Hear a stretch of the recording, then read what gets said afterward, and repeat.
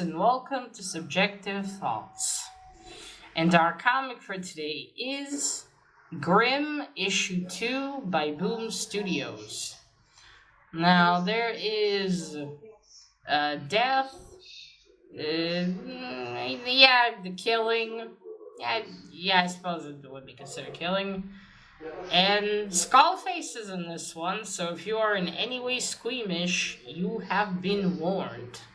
Also, spoilers. Alright, so here is the team, same team. I haven't compared, but yeah, I'm pretty sure it's the same people. Alright, so today I've read issue 2 of Grimm. I forgot to mention in the first video, the first issue, that I also have chapter names. So that one was Don't Fear the Reaper, and this one was, it's not too important. And this one was the end. This is chapter 2. Alright, first, I have to say, these covers are really cool, the metallic ones. Very pretty. Terrible on camera, because you can see some light on them.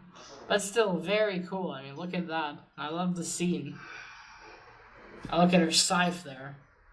Yeah, awesome. Alright. So, we start the story in New Mexico, where people are having what do you call it? There we go. El Dia de los Muertos. Day of the Dead.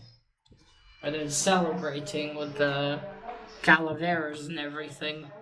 So yeah, there's the parade. You see the stages and people dressed as skeletons. And we're going around with these two girls. I'm guessing they came to visit New Mexico. Anyway, they're all walking, and then one of the girls accidentally bumps into a hooded figure. She apologizes, and then when the hooded figure turns around, it's this big, buffy skeleton. Oh, skeleton can be buffy, but you get big. Red and black skeleton in these colors. I don't know how well they translate on this camera. But yes, it looks very weird. So the girl that bumps is like, what the fuck? Then the other one, I've never seen a costume like this. And the other one tells her, I don't think it's a costume. And then the hooded figure is trying to grab the other girl. And she's like, hey, what are you doing? Don't touch her. And then, boom, suddenly the hooded figure, the hooded reaper, let's call him, grows huge, like motherfucking huge. Godzilla huge. And a blast erupts from under him, and people start, turning into skeletons. Dying, I mean, because I was kind of like, I don't know if this happens in an atomic explosion, but they turn into skeletons, and just fall around. And you can imagine the chaos. People are running, yelling, they don't know what to do, what the hell's going on. These two girls are trying to run away, but it catches up with them pretty quickly. That's it, they tell each other they love each other. I'm guessing they're girlfriends. I think so. And like everyone else around them, they turn into skeletons and fall. And that's it. Then we move on back to our main character, Jess. Jessica Haru.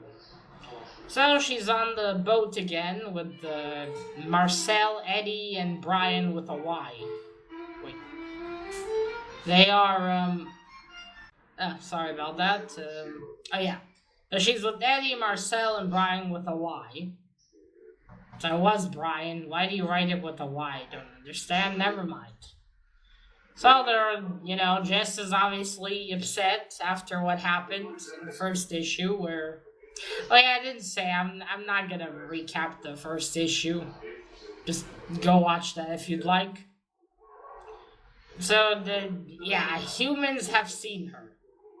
So she's upset about it, and Eddie and Marcel are confused, and they're talking about it. What happened? And yeah, and and Brian with a Y just sighs there, and Eddie turns to him like, "What's your problem? What the hell's your problem?" And Brian with a Y is like, he turns to Marcel and says, "Do you know how you died?" Marcel starts, "It's none of your business, dude." But he said, "Okay, but do you know how, I mean?" And he says, "Yes." And then he turns to Eddie. "You also know how you died, right?" And he said, "Of course." And Brian's like, "But Jess doesn't know how she died." That was astounding, and the two Reapers couldn't figure it out, and the Soul did. I mean, shouldn't it be pretty obvious that that's the difference here? Anyway, Marcel and Eddie, and not Marcel, Eddie and Brian with a Y start arguing. Eddie says all Brian's with a Y are assholes. Okay, that was a little bit funny. And then, you know the dialogue in these issues, these two ones are, like, I remember the main story, but like the dialogue goes in one ear and then out. Like, I remember the gist of it, but I can't tell you even the exact words. I don't know, they're arguing, basically. And then Jess turns into the Red Skull with a wig again and says, "Enough. I don't know what happened, you don't know what happened, there's only one person who knows." And she looks at the sea of punished souls. And the rest of the other guys shut up. Well, then we go to the birdcage, where Andrea has a garden. I'm pretty sure now it's a birdcage. Floating in. It looks like in the afterlife they just have their own space. So I was right. You get an apartment. I'm kidding, but okay, it looks like you get your own space and you can make it whatever you want. Andrea just decided it's gonna be a birdcage. So Andrea starts talking in metaphors again, because she seems to enjoy doing that. About, what was she saying? Ugh, okay, what was she talking about? What was it? Just a moment, I don't want to type this. Oh yeah. They're talking about death, comforting to some, terrifying to others, rich, famous kings, everyone dies. And then she says something about Nightshade and the King Macbeth and him making poisonous wine to give to his enemies. I understood about as much as you from that, probably right now. What does it have to do with anything? I don't know. She likes talking in metaphors. So yeah, Jessica again asked her she wants to go see her file. They have of course they have fucking files. And then like to know how she died. She said it's important. And they're also talking about all that that happened that humans saw her. I still don't get why it's such a huge deal, unless it kind of ruins some balance between the worlds. I don't get the big deal. I mean, it's not like the police are like, "You're a Grim Reaper." They just thought she was a drunk girl. It was like, "Go home, get sobered." That's it. I mean, she came back, right? So, what does it matter? I suppose they have their own rules, though. Yeah, they talk about it. She's like, again, you can't go to the files. We need Death here, and he's not here. I'm guessing that's the big dog, the main Grim Reaper. But if he's not there, where did he fuck off to? Did he go on vacation? Is he not in the office? Doesn't he have any subordinates that could just, I don't know, replace him while he's not there? Audrey is obviously hiding something. Well, anyway, yeah, she's like, no, you can't. So, just like, so you won't help me. Okay. Jessica turns to leave the room, sorry, the birdcage. But then, uh, okay, so it's not William Shakespeare. I was wrong. It's Vincenzo Shakespeare. So Vincenzo Shakespeare, who's her assistant, henchman, whatever, is like, he appears in the birdcage door and he's like, wait, Jessica, you can't leave yet. And she's like, what, why? I need your scythe. You are suspended for now. Which again, she got her scythe back, right? Yeah, she was seen by a policeman and a handful of people, but okay. And Audra's like, I can't give you special treatment, Jessica. Jessica's like all angry. Fine, whatever. Shoves it in Vincenzo Shakespeare's hands and fucks off. And then they start talking about the evil plan. I love how Jessica's not that far away, and I don't know if they're whispering. If not, I guess Jessica has shit hearing. And so in that distance, I think you'd hear something. Unless, when you leave the space of each Reaper, you can't hear anything anymore. I don't know. But yeah, it's Jessica leaves, and then they start talking about... Okay, so it looks like Audrey might be connected to the Buff Reaper at the beginning of the story. The beginning of the issue, I mean. I think Vincenzo Shakespeare calls him the End or something. And he's like, okay, he came out, and she's like, good, my plan is going, and Vincenzo Shakespeare's like, if Death was here, he wouldn't like it. So she tells him, well, it's a good thing he isn't here, right? I will go meet the Buff Reaper, and then maybe our problem will solve itself. So I'm not sure anymore if her problem is Jessica or not. I mean, she got the evil smile going at the last panel before we move on, but I'm very much confused as to what the problem is. Is it Death? That she wants to get rid of the main Grim Reaper? Is it Jessica she wants to get rid of? How is Jessica in her way exactly? Don't know.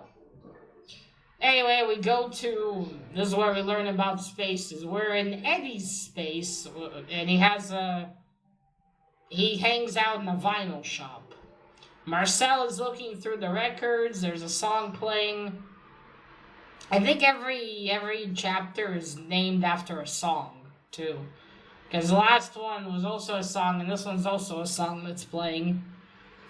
So yeah, a song is playing, they're talking, and then Jessica comes in and turns off the record player. Eddie's like, hey Jessica, I don't go to your space and turn off your record player, do I now? And he says, but then you don't invite us to your space, we don't even know what it looks like. Come on, we won't judge. Jessica just goes and looks at the records. And then they're talking, but then Eddie and Marcel see that she's upset. So Eddie's like, what happened, Jessica? Marcel's like, yeah, what's wrong? And she says, Audrey has suspended me. And they're like, shit. Like, temporarily, right? And Jessica's like, yeah, Andreas said temporarily, but who knows? And Jessica's like, she's hiding something from me. So she said that my file has nothing to do with this, and I'm sure she's lying. I love how unsmart Eddie is. He's like, well, she told you it has nothing to do with it. Why do you think it has something to do with it? I'm guessing Eddie never heard of the Streisand effect. The harder you try to hide something, the harder it's going to try to come out, right? And yeah, I mean, if it wasn't a big deal, she would have been, all right, Jessica, let's go see your file. So I'm with Jessica on this one. Jessica takes off her jacket for some reason. I don't know. By the way, it's quite easy to see how these motherfuckers lose their scythes all the time. They're in the vinyl shop and they just let them hang there. So you can essentially forget it, go and like, ah shit, I have to go back. Seriously, Andrea, you're somewhat high up. Think of a new system. Get these things to be attached to their assigned Reaper, so no soul can take it. I mean, seriously, you want to tell me that in the history of all humanity, Brian with a Y is the first one who thought to take the scythe and try to go back? Seriously? He's the first one to come up with that. No one has ever attempted it. No Grim Reaper ever lost his scythe. I'm just saying, it must have happened. I don't believe Jessica's the first. I mean, it must have been some brave souls that are like, nah, I want to go back. Let's fight. I mean, okay, so it looks like they can use the scythe too, so I don't know. I just don't believe it's the first time this stupidity happened. But considering how fucking bad their whole system seems to work in some places, I'm not shocked. Anyway, Eddie's like, so what are you gonna do? And what are you going to do? And she says, I'm going to break into the record room. They have a record room. Play records of music. But records, and I'm going to look at my file. No, she says, we're going to. Now, I get it that she and these guys are friends, but shouldn't you at least ask them, would you help me first? Because she also got shit for involving 2 other Reapers. I mean, won't those 2 get in trouble for it? I mean, I think they've been friends for a while now, but still. At least ask, hey guys, are you willing to do this for me? I mean, obviously they are, but still, courtesy, you know? So anyway, they don't hatch a plan. We go to the record room, which is a room full of tubes. It's basically like being in an engine room, almost. There's like a shit ton of tubes, a table in the center with files on it, and a lady on rollerblades and dressed like, I don't know what era. Kind of just like Christina Aguilera in Lollipop, where she does the dancing and she has the bandana thing on her head. Yeah, that look. Now that I think about it, how the fuck was she standing on a ladder with rollerblades? I mean, I get it, she's not alive, but still. Did they just appear and disappear? I didn't notice. Anyway, so their master plan is this. Eddie goes in and is like, this one's name is Annabelle, I think, the record keeper. Like, Annabelle, baby, I have a song for you. And it starts playing, and she's like, Eddie, I told you I don't date guys in bands. Now, technically he's no longer in a band, right? He's dead. And all his band members are dead, too. I don't know, anyway, they start going away, and Jessica and Marcel then sneak in somewhere in the back to look at the tubes. It looks like they've never been inside the record room, which they just assume there wouldn't be much protection over it. Also, I'm confused at the angle because it looks like Eddie is standing in front of Annabelle, and Eddie's not a big guy, he's pretty skinny.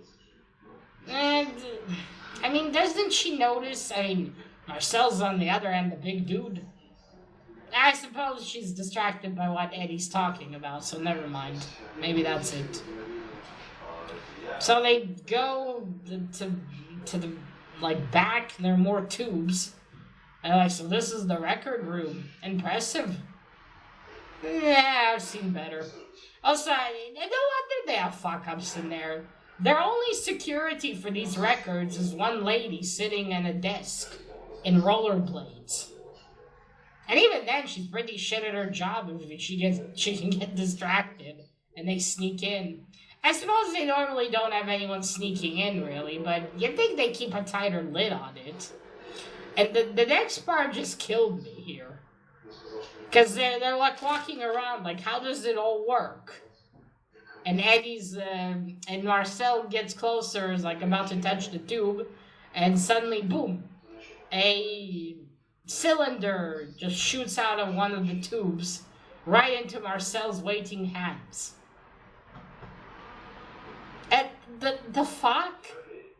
So you don't even have to do anything. You don't have to search your name. You don't have to operate some system. You just gotta stand in front of the tube and the thing shoots your file at you. I mean, just fucking hell. It's just such a stupid system. Not to mention fucking convenient, isn't it? Jessica didn't have to try to look for it really hard. It's not even guarded somewhere. No, it's in a fucking tube. A tube that just shoots your file at you. I mean, if it's that top fucking secret, why is it not hidden somewhere else? I just can't. Why? I get it. In stories, things have to, people have to fuck up or accidents have to happen for some, plots to begin. But still, this is really easy and really stupid. I don't know. I don't know what to say about that one. Anyway, Marcel's holding it, and he's like, Marcel, is it yours? Well, yeah, it's got his name on it. What do you think? And he's like, yeah, it's my file. And she's like, do you ever wish you could forget? Because in the beginning, when she was talking to Audrey, she said, some people don't want to remember how they died, like Marcel. Have you ever asked him? So yeah, Marcel, now I assume Marcel either died in a very painful way, or was tortured or something. That's because of how much he doesn't seem to want to talk about it, even though it's been so long. But, no, that was wrong there. So he died, and his lover was with him there in his last moments. And told him, we'll see each other again. That's another thing. How does this whole thing work? And their afterlife. Okay, so you die, you go to a bloody giant lit waiting room. Nothing like a bit of fluorescent to make you feel welcome. You wait for your number to be called and your name. Yeah? And then what? You're assigned your own space? Or is it only for the Grim Reapers? So you're assigned a space, let's suppose you do. And you just sit in there and that's it? What if you want to find loved ones? Can you do that? Or is it like the soul just goes back to Earth later on in the new body? Because why hasn't Marcel tried to find his lover? Or why hasn't he met him? Do you just not get to see other souls? It's just that waiting room and that's it? You get shipped into your little square and see ya. I'm confused. Okay, never mind. And this afterlife sucks more and more, essentially.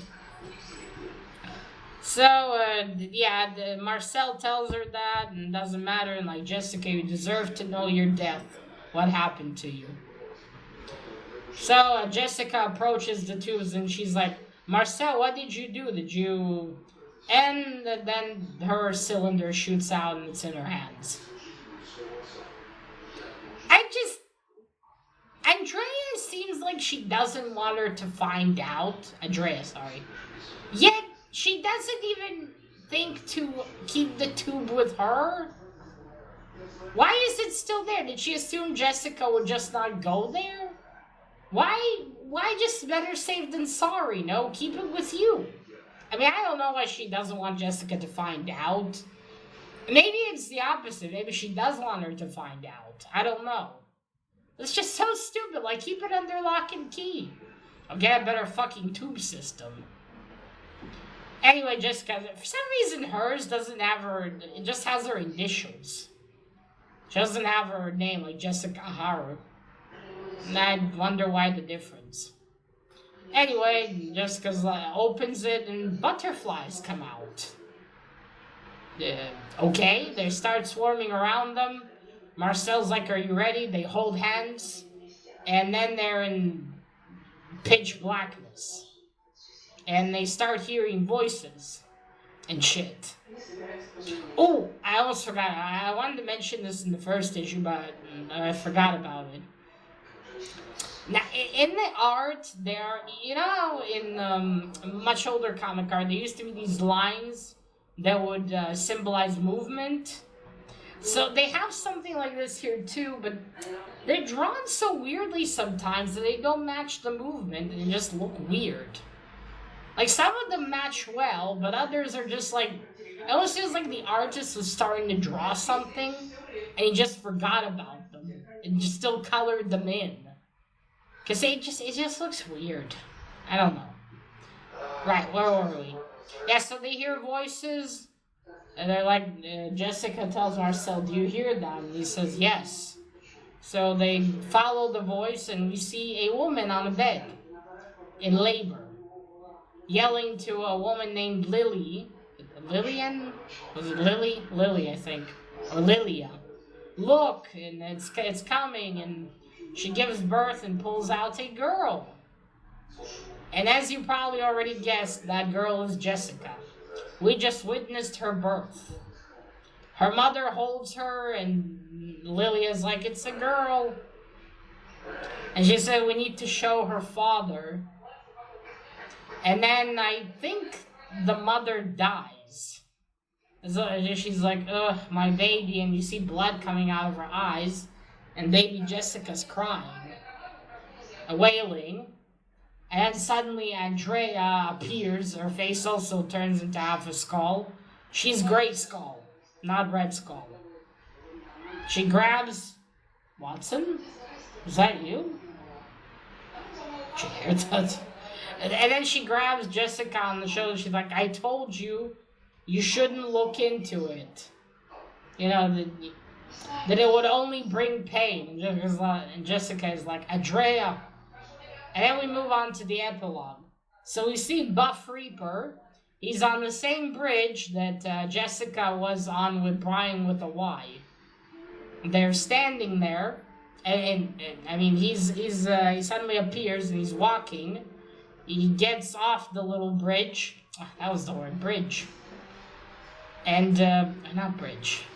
Anyway. He starts walking, and it looks like the punished souls are lifting him up, almost like holding him up as he's walking. And that's it. That's the end. So that was that was issue 2. And I suppose I'll show you the art. Although it's the same artist, so not much has changed. Let's still have a look at the El Día de los Muertos. You see, the part of skulls and everything, a parade. Oh, good, I can show you Buff Dude. I thought, there we go. See, these are the girls. I really like her costume, the lady in the dress. So yeah, you see there's Buff Reaper Dude. There he is. Check him out. That's a beefy Reaper. There we go. As he's trying to grab the girl in the red dress. Alright, so it's already obvious, as it has been kind of obvious in the first issue. Jessica is not a normal Reaper. And the reason she doesn't remember her death is because, well, she hasn't died yet. She was just born. But this...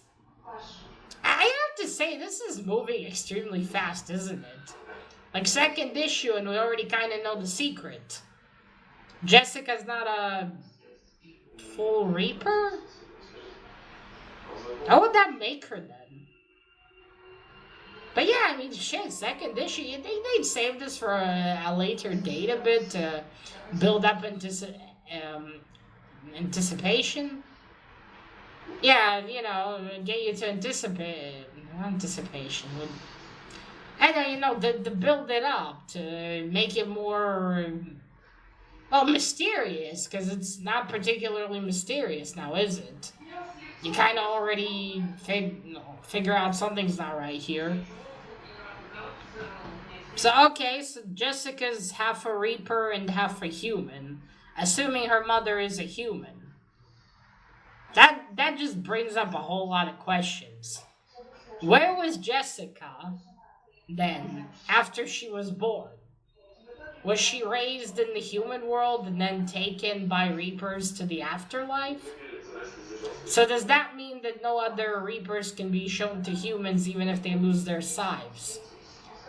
How does the scythe help her not be seen exactly? Does this mean she ages? Does she grow up? Because, I mean, she obviously was born a baby, and now she's an adult woman. So, where did she grow up? How come she doesn't remember? When did she start being a Reaper? Who brought her there? Who is her father? Again, just how does this whole work if she's half human? Does this mean... Okay, so it obviously means that Drea knows this, but how is Drea related to any of this? Has she... I mean, I don't think she's the mom. Did she know the mom? Did she know the Reaper that got that mom pregnant with her? Does she hate Jessica for it? Is Jessica hindering some plans she has? I mean, doesn't look like being human does anything to Jessica particularly. It's just without her scythe, she'll be seen outside. I mean, without it, she'll go to the human world and people will see her and be able to touch her. But that's about it, right? Not exactly major. I mean, does that mean she has no bodily functions? And how did... I don't know, there's just so many questions. Like, what? How the fuck does this work? I mean, I'm sure later on they'll tell us, but it's just... doesn't make a whole lot of sense, does it? Yet.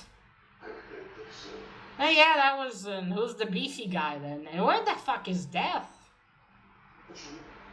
Yeah, a lot of questions. Now, the second issue was also okay, but... again, if I didn't have these, I don't think I would continue. I mean, yes, this does raise a lot of questions, but it's more mind-boggling questions than anything. Not like, ooh, this is fascinating, I must find out more. But, I mean, I think this was better. It had less stupid things happen in it. The first one was like, what? Although, again... okay, I'm saying that, but their whole file system's fucking retarded. I just don't, like... okay, I get it, but it's just too easy, you know what I mean? Second issue, we're already figuring things out. It almost feels like the writers, or the writer lady, was like in a hurry. Like, we have to get this story moving faster. Or I don't know, was it supposed to be some kind of comedy? I mean, I can get this pace if it was maybe a comedy. You know, things like, oh, look, it's the file we need, how convenient. Like, if this is supposed to be a creepy horror story, it certainly ain't it. Like, I mean, granted, my standards for horror are different than this, but it's just, there's nothing scary about this, really. Not even creepy, it's just, yeah, the afterlife is full of bureaucracy, yay. You sit in a giant fucking room and wait for your number. And that's it.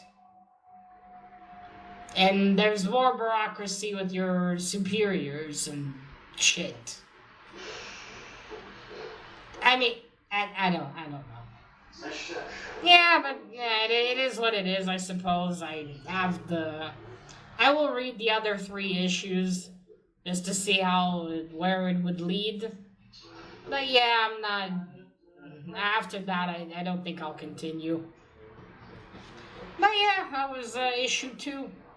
Forgot to ask you last time, if you read this, let me know. What do you think of this series? Have you read the first issue? Did you like it? I mean, did you continue past the first issue?